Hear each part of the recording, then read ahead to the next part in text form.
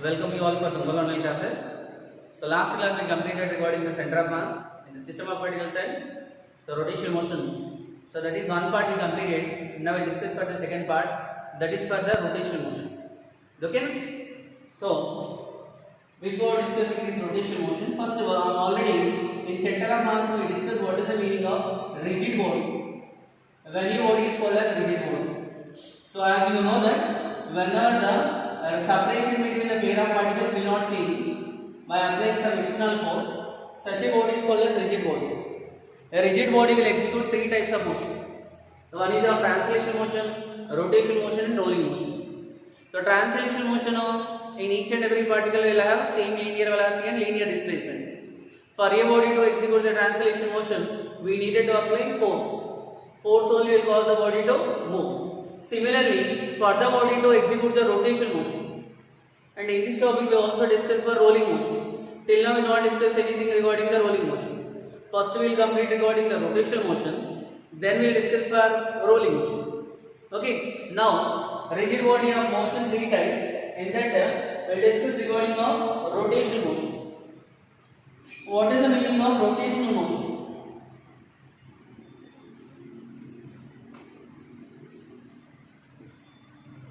When rigid body is said to be executing rotational motion. The motion of the rigid body is said to be rotational if particles of the rigid body will move in a circular path of different radius such that the centers of that circular path will lie on axis of rotation. Such a motion then we can call the motion of a rigid body as a rotational motion. In case of pure rotational motion, so each and every particle will have a same angular velocity, same angular displacement. But linear velocity value not same. So linear velocity value is different for different particles. And one more important point related with this rotational motion is, if any particle was there, this rigid body consists of many particles are there. If any particle was there on the axis of rotation, then what happens? It is at rest position. The linear velocity or velocity of a particle which is along the axis of rotation, so will be equal to 0. Okay. Now, for the body to perform this pure rotational motion, what we needed is, so unbalanced torque. Torque is also called as moment of force.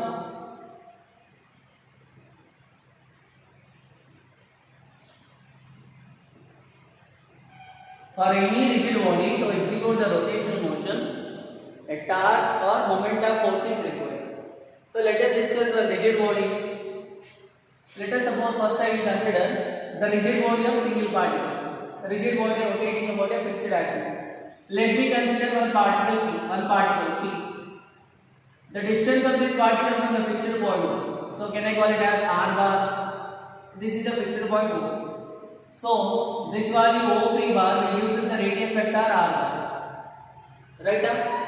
Now for this particle to move in a circular path, force should be acting on this particle. Let us suppose force is acting on this particle like this. This is the direction of line of action of force. Such that this line of action of force making an angle theta. So theta is the angle made by F bar. This is the direction of F bar. This is the direction of R bar position. The angle between F bar and R bar is theta. Now what we want to define? So we want to define what is torque. Torque or turning effect of force. Okay, so torque definition or turning effect of force definition I want to define. Correct? So to calculate the torque or turning effect of force, so now R bar is making an angle theta. So here also equal to theta. Can I resolve the R bar into two components?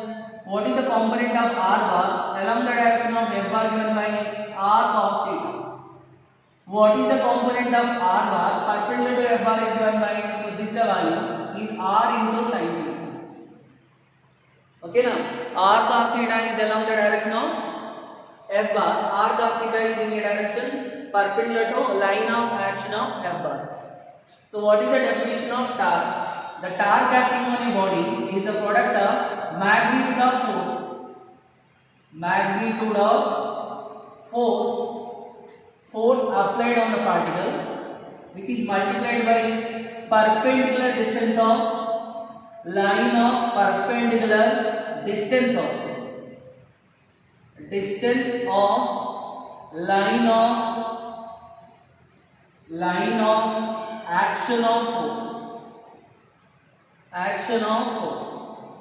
This is the general definition for torque. So torque acting on a body, if you want to calibrate, the magnitude of force acting on a particle should be multiplied with the perpendicular distance of line of action of force from the fixed point. As per given diagram, what is the magnitude of force value will be equal to F. What is the perpendicular distance of line of action? So this is the line of action. So I showed with the dotted line. This is the line of action. What is the perpendicular distance of this line of action from the fixed point is given by r sin theta. So tau value is given by F into r sin theta.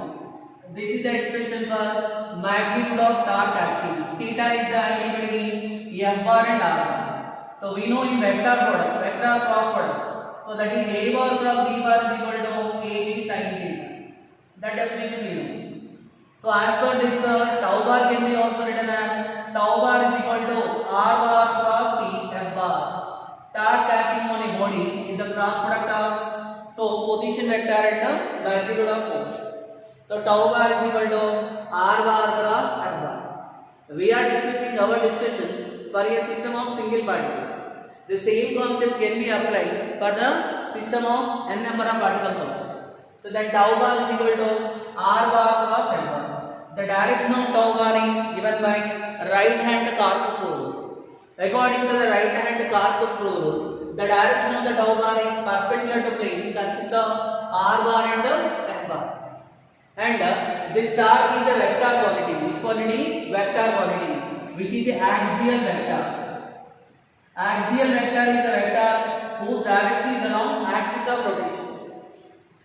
Okay, so then axial vector and SI unit of this torque is given by Newton meter. Newton is the unit of force and meter is the unit of distance. So this is SI meter. So whenever theta value is equal to 0, theta is equal to 0 means what does it mean? So r bar f bar, force is acting along the line of force. Theta is the angle between which one r bar and f bar. This is the value of r bar and this is the value of f bar. If whenever force is applied along the direction of r bar, then theta value will be equal to 0. When theta is equal to 0, what happened to torque? Torque acting on a body will be equal to 0. Okay, when this torque value will be maximum, if theta is equal to 90. If theta is equal to 90 means r bar and f bar both are perpendicular. So that time the torque value will be maximum. The maximum torque value given by r into f. So this is the value of torque. Okay, then so torque can rotate the body either in clockwise direction or either in anti-clockwise direction. So the torque which will rotate in anti-clockwise direction will be taken as positive sign convention for the torque, and the torque which will rotate the body in clockwise direction will be taken as negative. So torque can be maybe positive or maybe negative. When we take torque value as positive, torque is positive, which will make the body to rotate in anti-clockwise direction. Anti-clockwise direction. When we can take torque value as negative, torque value will be negative whenever which will make the body to rotate in clockwise direction. Clockwise direction. Clear now? So this is regarding a torque acting on a body. What is another name for the torque? It is also called as moment of force. So next one is, after completion of the torque,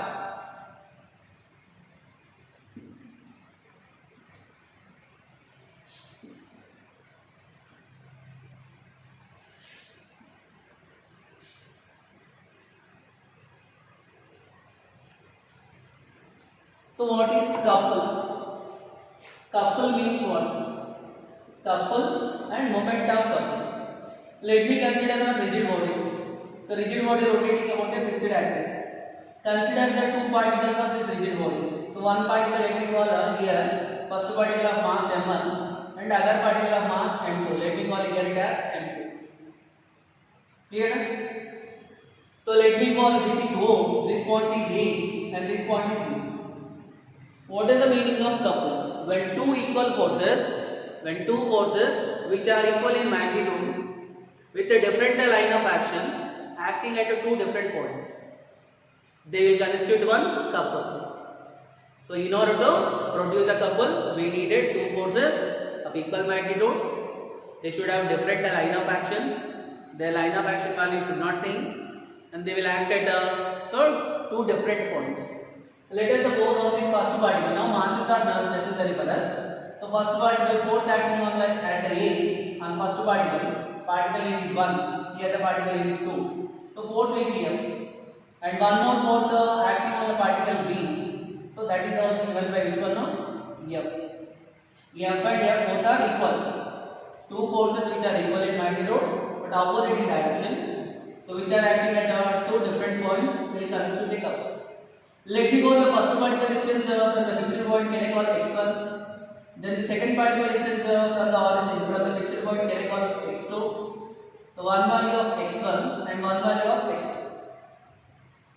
So because of the torque what happened? Because of the couple what happened? Couple will produce a rotational effect. Generally, so rigid body will have two types of equilibrium. One is of translational equilibrium, other is of rotational equilibrium. So what is the meaning of translational equilibrium? Regarding the equilibrium also, because here we come to know regarding the two forces now. So that's why let me come to know regarding equilibrium. Couple definition we discussed. So equilibrium also we define. First let me complete this couple. Now two forces will constitute a couple. Now what I want to calculate is what is the moment of couple. Moment of couple is nothing but a torque. How can I calculate the moment of couple? Moment of force is nothing but a product of the magnitude of force from the fixed with the multiplied with the that force magnitude is multiplied with the distance from the fixed point. So that is given by moment of couple. Generally here also the same. So which will the force which will rotate the body in anti-clockwise direction, its moment can be taken as positive.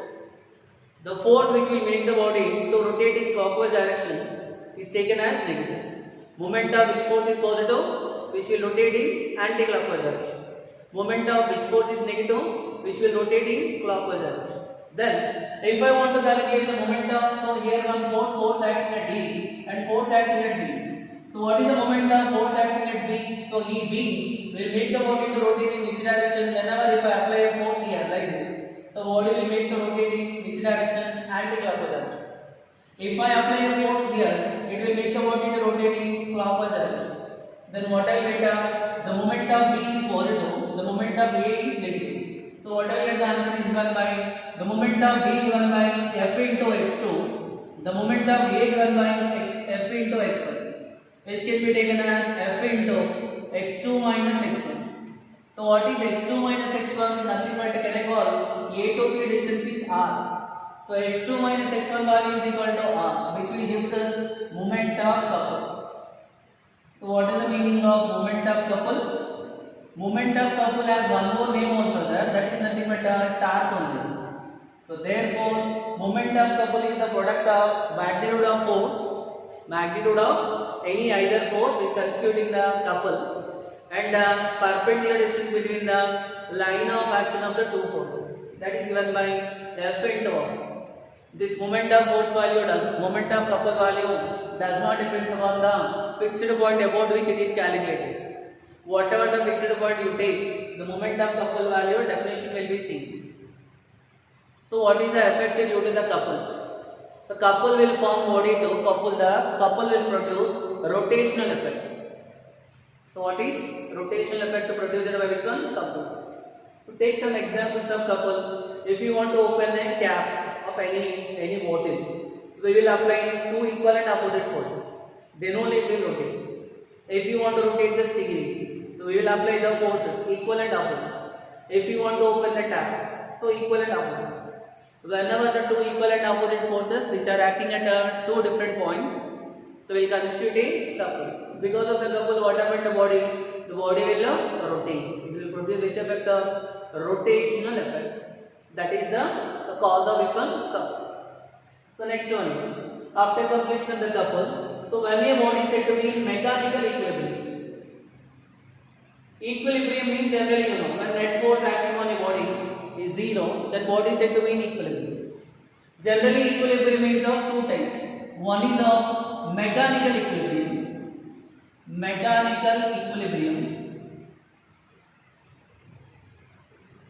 and other is of, so this is sorry, equilibrium when body is said to be in mechanical equilibrium. To body is said to be in mechanical equilibrium, it should be in translational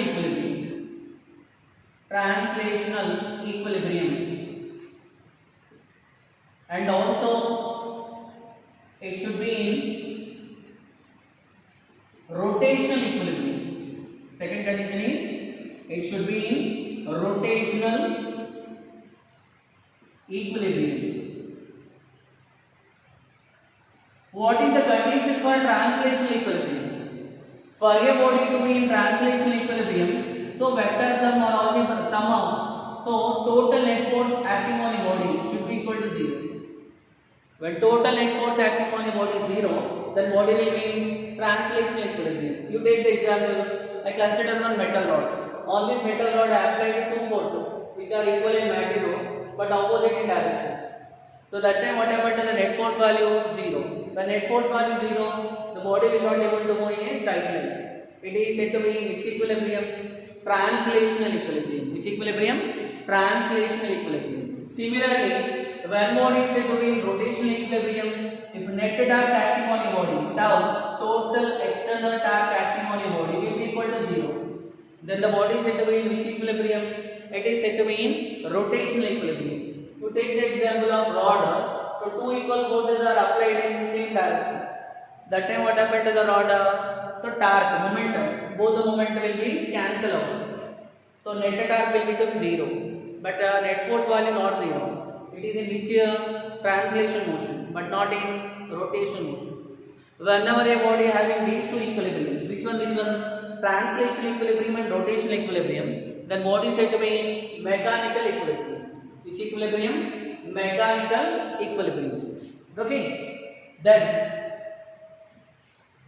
based on this equilibrium, one principle is there. So that is called as the principle of moment.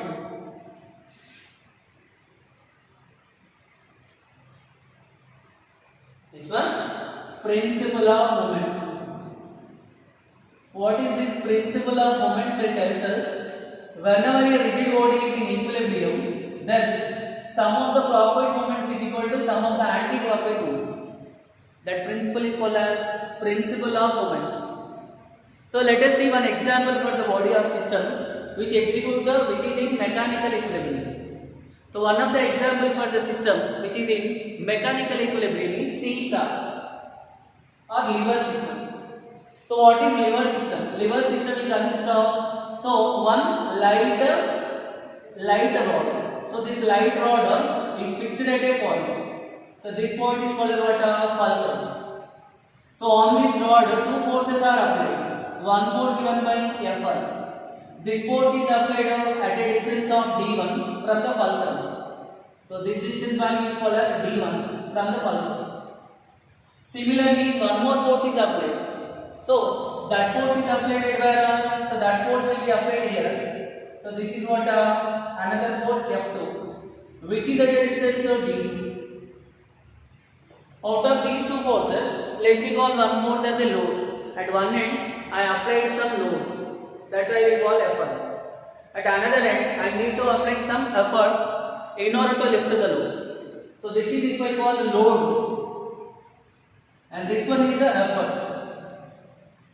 Then the distance of the load from the fulcrum, so that is called as load arm. The distance of the effort from the fulcrum is called as effort arm. Then, so total weight of the rod will act vertically downwards. Further rod is in equilibrium, a reaction force should be active. Because of the fulcrum, a net upward force will act on the rod in upward direction. I told you, this seesaw lever system, this is also called as lever system, is the example for the mechanical equilibrium. For translational equilibrium, what is the condition? Net force should be equal to 0. For translational equilibrium. So you see, what are the forces acting here? Forces acting downwards is F1 and F2, upwards is R2. for the translation equilibrium, so R value should be equal to F1 plus F2. Similarly, this is a system is in rotational equilibrium also. For rotational equilibrium, what is the condition? Rotational equilibrium. Then what is the condition? So, sum of the moment of forces. Moment of force is nothing but the product of magnitude of force. Which one? Product of magnitude of force. So, the moment met with the distance. So, for rotational equilibrium, sum of the clockwise moments is equal to sum of the anti-clockwise moment. Generally, this force which I applied, so that force will try to rotate the body in anti-clockwise. When I apply the force here, it will try to rotate the body in clockwise direction. Anti-clockwise direction means its momentum is taken as positive. Clockwise direction means its momentum is taken as negative. So finally, what is the net momentum? F1 d1 minus F2 into d2 should be equal to 0. Then only it is in which equilibrium? Rotational equilibrium. That time what I will get? F1 into d1 is equal to F2 into d2. What does it mean? F1 d1 value is equal to F2 into d2. From this what I will get the answer of F1 by F2? F1 by F2 value is equal to d2 divided by d1. This F1 by F2 has one particular name, that is called as mechanical advantage. Mechanical advantage is the ratio between load divided by effort, F1 divided by F2. So whenever if d2 value greater than d1, if d2 value greater than d1, then what happens? So F1 value greater than which one? F2. When d2 greater than d1 means, so F1 by F2 value greater than 1, obviously. When F1 by F2 value greater than 1 means, what does it mean? So F1 value will be greater than F2 value. In this case, what happened to mechanical advantage? Greater than 1. Because of the mechanical advantage greater than 1, so what is the use? So whenever F1 value greater than F2 means here F2 value less than which one? F1. What does it mean? By applying the lesser effort, you can lift the more load. But when the distance, which distance should be more? Load arm, effort arm. So effort arm value should be greater than which one? Load arm. Are you getting up? Here what is the principle here is sum of the clockwise moments is equal to sum of the anti-clockwise moments. Moment is nothing but magnitude of force multiplied with the distance. So I calculated moment of F1 and also moment of F2. F1 will try to rotate in which direction? Anti-clockwise. F2 will try to rotate in which direction? Clockwise. So that's why the net moment value will be equal to 0. Then body is in mechanical equilibrium. Okay now? So this is for principle of moment for equilibrium of a rigid body. After completion of the equilibrium of a rigid body, the next we will discuss regarding moment of inertia.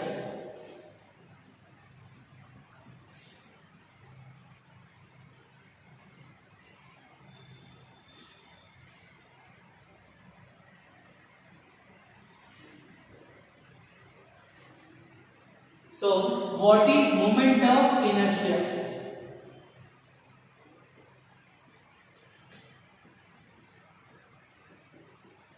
Moment of inertia represented by the symbol I. So, you heard the word inertia in translation motion. So, what is inertia? The property of the body due to which the body opposes to change in its state of rest or state of motion or state of direction. That is called as what? Inertia. What is the measurement of inertia? Mass. Similarly, in rotational motion also, for a body, in order to rotate, it opposes. A body which is at rest opposes to come to state of rotational motion. A body which is in rotational motion opposes to come to rest. That inertia is called as rotational inertia. Rotational inertia is the property due to which the body opposes to change in its rotational state of motion. So what is the measure of the rotational inertia? The measure of the rotational inertia is given by moment of inertia. The moment of inertia will analog to mass. What is the role of mass in translational motion? Whereas in rotational motion we come to know it as moment of inertia. Understood? So let me define the moment of inertia. To define this moment of inertia, first let us consider the rigid body. First we consider the concept of single particle. Consider one particle of mass m1, which is at a distance r1. Then the moment of inertia of a particle is defined as it is the product of mass of the body or mass of the particle with the square of the distance. So if I call distance is r1, square of the distance of the particle from the axis of rotation or fixed point. So this m1 r1 square, here I called m1 now. So m1 r1 square will gives us the moment of inertia of which particle? First particle. If this moment of inertia is greater, then what happens? The particle will not allow to rotate easily. If this moment of inertia value will be smaller, then particle will rotate easily. So this is the definition for moment of inertia. If I consider this rigid body having a system of n particles, second particle of mass m2, distance is r2, third particle of nth particle of mass m1, distance is r1. Then how can I write? I2 value is equal to m2 into r2 square. Like so and so, for nth particle higher value given by mn into r square. These are the moment of inertia of individual particles. How can I calculate the total moment of inertia of the rigid body? Total moment of inertia is the sum of which one moment of inertia of individual particles. Then what can I write? I value will be equal to m1 r1 square plus m2 r2 square plus so and so, what is for nth term, mn rn square. Clear? Which can be also written as I is equal to sigma mi into ri square. I value starting from 1 to n. What is mi? Mass of the ith particle. What is ri? Distance of the ith particle from the axis of rotation. So this is the expression for total moment of inertia of the rigid body of system of n particles. Here we consider particles of different masses. If I consider the total particles of same mass, then what will happen we discuss now. So I value is equal to sigma mi into r square. This is the expression for which one? Moment of inertia. This moment of inertia actually, which addition here I need to go? I need to go only scalar addition. We are using normal addition. So that's why we will consider moment of inertia is a scalar quantity. But one particular property will make the moment of inertia as a tensor quantity. So what is the meaning of tensor quantity? Which quantity is called as tensor? Which has different values in different direction. Which physical quantity having different values in different direction. So that is called as what a tensor quantity. This moment of inertia value different along in different direction. When I consider this is the axis of rotation, I got moment of inertia. If I consider the axis of rotation outside, it is not compulsory.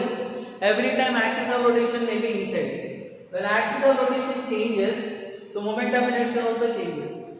Such a physical quantity is called as tensor quantity. And whose SI unit of moment of inertia given by SI unit of mass is kilogram and distance is given by meter square. So this is the expression for moment of inertia. What are the factors on which moment of inertia of a rigid body depends? Moment of inertia depends upon which factors? So moment of inertia depends upon mass of the body.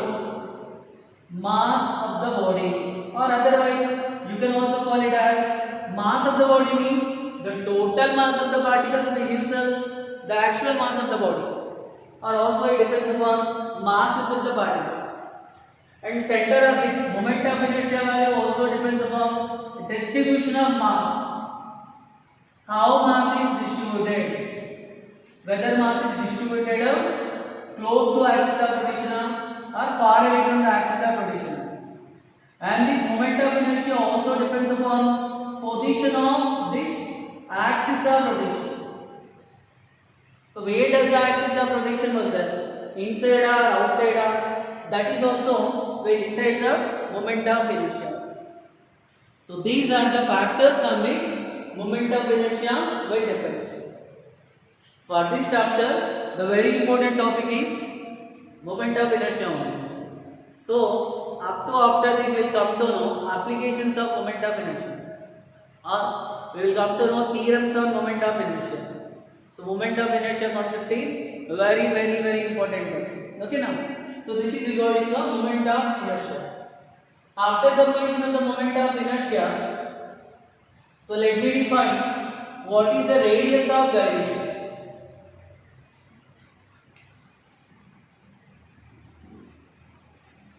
And one more important point here is moment of inertia of a body not depends. It not depends on angular velocity of the body. It does not depend upon angular velocity of the body. So next definition is what? Radius of gyration. Radius of gyration represented by the symbol k, small k. So what is radius of gyration? Let me consider a rigid body rotating about an axis outside. Then, so we come to know if there are n number of particles are there. First particle, second particle, like nth particle. So distance of these particles are given by this is R1, this is R2, and this is R1. Correct? That time what can I able to write the moment of inertia? I value will be given by sigma mi into r square. Correct? Sigma mi into r square. Where I value starting from where to where? I value starting from 1 to n. For example, if all particles of equal mass, if m1 is equal to m2 is equal to m3 is equal to so and so mn is equal to m. All particles are identical mass. When all particles are same mass, then so this can be also written as I value. Can I bring m outside? So m into sigma r square value will become r1 square plus r2 square plus so and so which one rn square. Can I multiply numerator denominator with n, where n is the number of particles? N is the number of particles. Can I multiply n? Then what will get? I value is equal to n into m will give you total mass of the body. There are n number of particles are there. Each of mass smaller. N into m will give you total mass. So then capital M I written. Capital M is the total mass into. So what is left is given by summation of r1 square plus r2 square. When I written r1 square r2 square, no need of summation now. So then r1 square plus r2 square plus so and so which one rn square divided by how much?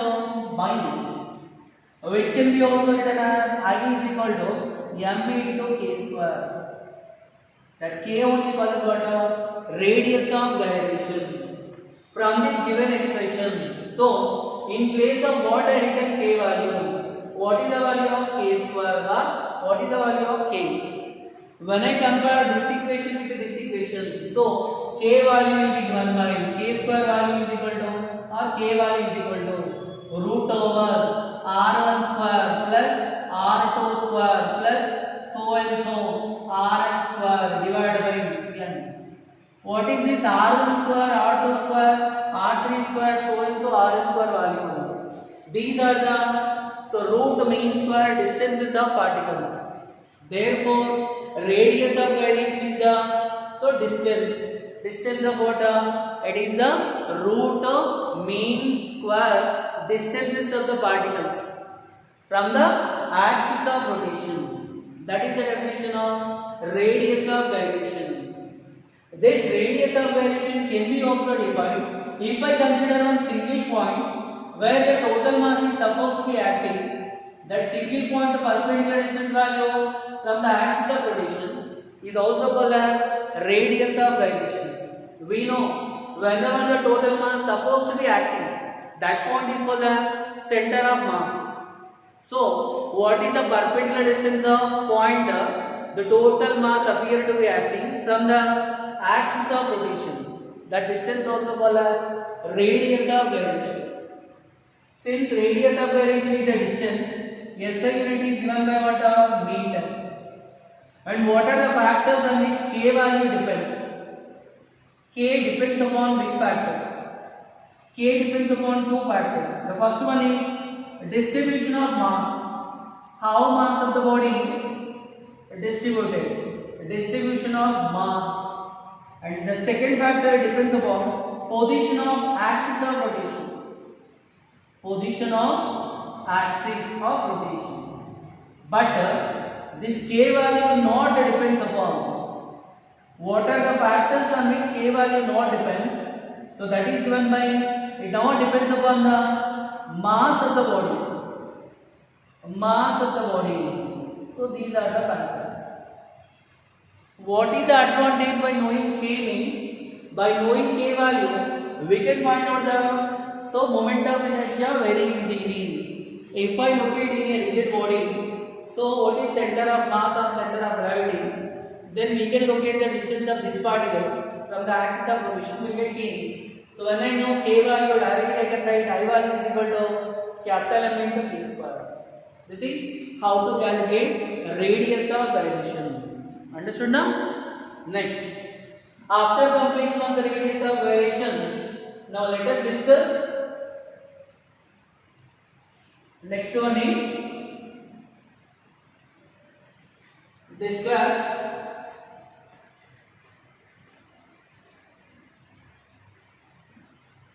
just which factor.